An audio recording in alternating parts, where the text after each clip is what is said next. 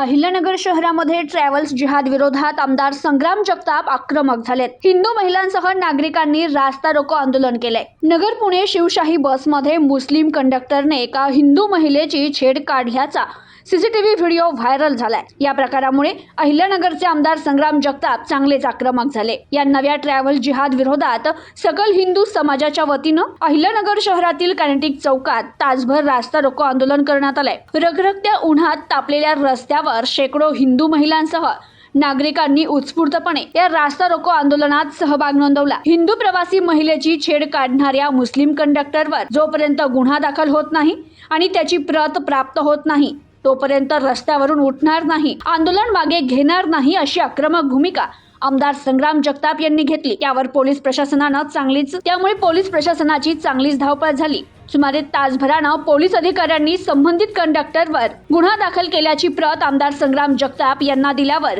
हे रास्ता रोको आंदोलन मागे घेण्यात आलंय। याबाबत बोलताना आमदार संग्राम जगताप म्हणाले, नगरमध्ये आपण लव्ह लँड वोट जिहाद विरोधात आंदोलन केली, पण आता नाशिकमध्ये आयटी जिहाद आणि नगरमध्ये ट्रॅव्हल जिहादचे प्रकार वाढले। त्यामुळे आपल्या महिला भगिनींची सुरक्षितता धोक्यात आली आहे। या विरोधात सर्व हिंदू महिला नागरिकांनी जागरूक होणं आवश्यक आहे। महिलांनी मुस्लिम समाजाचं षडयंत्र समजून घ्या, वेळीच सावध व्हा।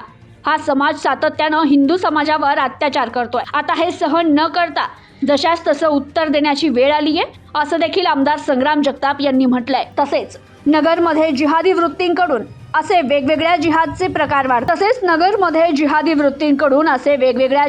प्रकार वाढतायत। हिंदू महिलांनी आता जागरूक झालं पाहिजे। ज्या बस, रिक्षा आणि गाडीनं महिला प्रवास करत असतील त्या गाड्यांचे ड्रायव्हर आणि कंडक्टर हे हिंदू आहे की नाही याची खात्री करूनच त्या गाडीनं प्रवास करा। या आधी देखील ज्या घटना घडल्या त्या विरोधात कडक कारवाईची मागणी शासनाकडे केली आहे। शासन त्यावर कारवाई करेलच, पण आपण सर्वांनी देखील जागरूक होऊन एकजूट दाखवली पाहिजे। नुकत्याच झालेल्या पश्चिम बंगाल निवडणुकीत सर्व हिंदू समाज एकवटल्यानं बांगलादेशी जिहाद्यांचं काहीही चाललं नाही। अशीच एकजूट आता अंतर्गत मतभेद विसरून महाराष्ट्रात दाखवा। हिंदू हा ओरिजिनल हापूस आंबा असून हे जिहादी बाहेरून आलेले मिक्स ब्रीडचे कलमी आंबे आहे। त्यामुळे आपण यापासून लांब राहावं असं आवाहनही त्यांनी केलंय। Bureau report, news today 24, Ahilyanagar. सर्वांचा कायदा हा सकल हिंदू समाजाच्या माध्यमातून तयार झाला पाहिजे आणि त्या माध्यमातून हे सगळं होणं गरजेचं आहे, अपेक्षित आहे। आणि आज आपण पाहिलं तर आमचे राजकीय मंडळी बरेच घाबरतात। राजकारणाचे जे निवडणूक प्रक्रियेमध्ये असतात ते जरा बरेच घाबरतात। काय घाबरतात?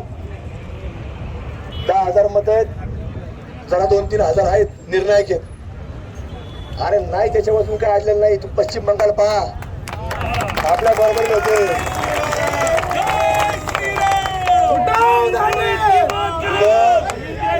आपला हिंदू संघटित झाला, आपला हिंदू संघटित झाल्यानंतर काय होऊ शकतं हे नुकतंच झालेलं आपलं पश्चिम बंगाल मधलं एक मोठं उदाहरण आपल्या समोर आहे। काय? फक्त हिंदू एकवटला, एकही बांगलादेशी पलीकडून इकडं मतदार येऊ दिला नाही। तिथं त्यांचा बाप तिकडून येऊन बसला होता, एकही तिकडचा माणूस तिकडे आला नाही। तोपर्यंत आपल्याला सगळ्यांना अशाच पद्धतीने तुम्हाला सांगतो काम करावं लागणार। कुणी घाबरू नका, आपल्या लोकांकरता काम करा। आपले लोक सुद्धा आपल्या अंतर्गत मतभेद विसरून हे तुमच्या पाठीमागं जर तुम्ही काम केलं तर उभा राहतील। तुम्ही काम नाही केलं तर कुणी आपल्या मागे उभा राहणार नाही। पण तुम्ही घरात बसताल आणि तुम्ही म्हणता अपेक्षा करता हिंदूने आमच्या मागे उभं राहावं तर कुणी राहणार नाही। पण ज्या वेळेला तुम्ही रस्त्यावर बसायचा विचार करणार नाही त्यावेळेला तुम्हाला सांगतो सगळा व्यक्ती आपला हिंदू समाज हा आपल्या पाठीमागे उभा राहणार आणि तुम्हाला ज्या निवडणुकीत उभा राहताल त्या ठिकाणी पाठवायचं काम करणार आहे। तुम्ही कुठल्याही व्यक्तीने घाबरू नये, कुठल्याही व्यक्तीने मागे हटू नये। हा आपल्या सगळ्यांना याच्यावरती अत्यंत बारकाईनं काम करण्याची आवश्यकता आहे। त्यामुळे आमची सगळ्यांना विनंती आहे की आज जो सकल हिंदू समाज महाराष्ट्रामध्ये आणि महाराष्ट्राच्या बाहेर प्रयत्न करतो हा फक्त आणि फक्त याचा कुठलाही अजेंडा नाही। अजेंडा एवढाच आहे की आपला प्रत्येक हिंदू हा जगला पाहिजे। जो जन्माला हिंदू आलाय तो मरत असताना सुद्धा हिंदू म्हणून मिळाला पाहिजे, याच्याकरता ज्या लढाई चालू आहे।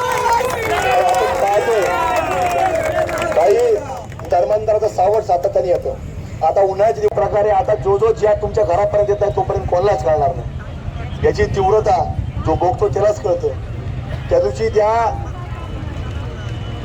राज्य सरकारची असणारी शिवशाही, त्या शिवशाहीमध्ये आपल्या अहिल्यानगर मधून ती शिवशाही जेव्हा निघाली, काही वेळ उलटताच त्या पटेल या व्यक्तीनं त्या महिलेबरोबर काय केलं ते कृत्य आपण काही लोकांनी, थोड्या लोकांनी पाहिलं असेल. पण आता हे आंदोलन संपल्यानंतर तुम्ही ते सगळेजण पहा की कशा प्रकारचं कृत्य त्या पटेल या व्यक्तीने केलं, त्या महिलेबरोबर काय केलं.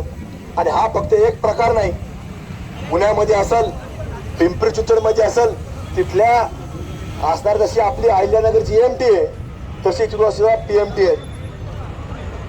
मुंबईमध्ये सुद्धा मुंबई महापालिकेची तिथं BMC ची गाडी आहे.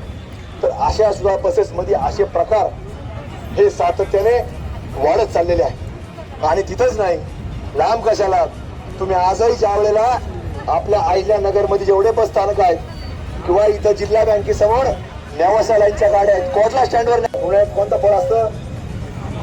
आंबा. आता आपण कोण आहेत सगळे? हे बाबा बाबाले ओरिजिनल आंबे. आणि हे जे लोक आहेत ते कलमी केलेले आंबे. कलमी